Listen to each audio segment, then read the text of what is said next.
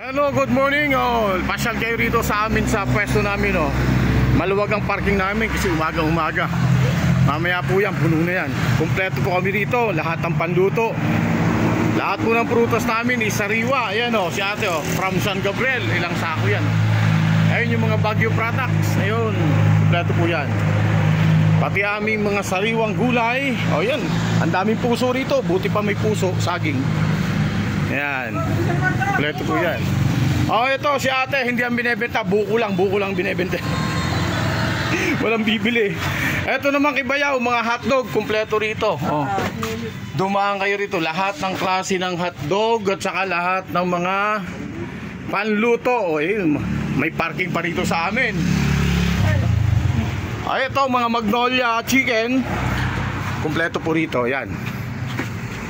Okay, pati tinapay, kung makakabili kayong tinapay, may diferensya, ibalik nyo lang. Pwede po yun. Pwede ibalik. Okay. Buko porsale. Ayan. Buko po yan.